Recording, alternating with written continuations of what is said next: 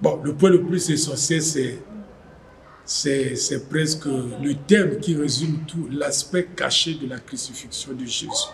Bon, le côté visible, ça tout le monde pouvait le savoir. Quand Christ est mort, on voyait la couronne d'épines, les plaies, ça c'était visible. Donc le point clé, c'est le côté caché. Qu'est-ce qui s'est passé quand Christ était sur la croix que les hommes n'ont pas vu? Et c'est ce que nous avons découvert. Nous avons découvert ça aujourd'hui parce que Dieu, dans sa sagesse, avait déjà fait écrire cela dans la parole. Et comme nous l'avons vu à travers le message, quand Christ était sur la croix, il a prononcé cette parole. Il y a même des prédicateurs qui enseignent sur ça, les 7 paroles de Christ sur la croix. Mais vous n'allez pas trouver les paroles que nous avons vues dans l'aspect caché, dans les paroles que Christ a prononcées sur la croix.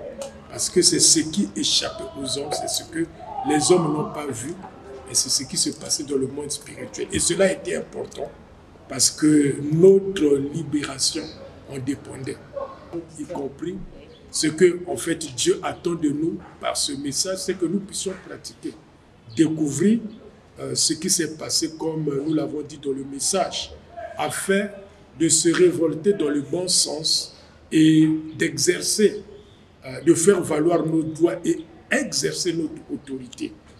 Parce que la Bible dit, vous connaîtrez la vérité vous rendra libre. Donc rien qu'en connaissant, en découvrant ce que Dieu nous a fait connaître, par le message de ce matin, nous pouvons bien faire valoir nos droits et exercer notre autorité sur les puissances des ténèbres à travers la parole, que quand Christ était sur la croix, il luttait avec les puissances des ténèbres. Et dans le passage que nous avons lu, le Seigneur est en train de parler, il dit des nombreux taureaux, des taureaux de Bassam m'environnent. Donc là-bas, nous voyons qu'il est en train de lutter contre les puissances des ténèbres, que lui-même étant Dieu qualifie des taureaux. En dehors des taureaux, il y a des chiens.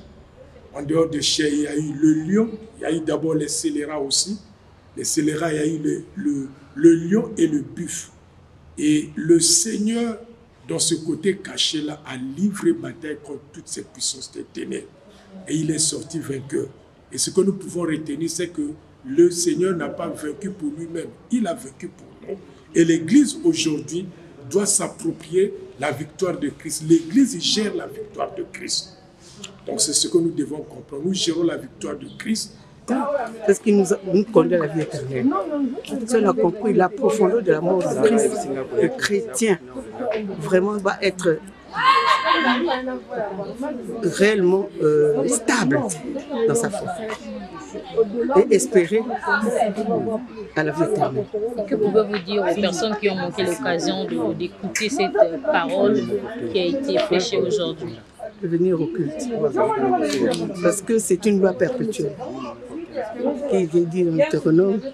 C'est une loi perpétuelle que personne ne peut, une alliance perpétuelle, de venir le jour du dimanche, le jour du sabbat, à l'église.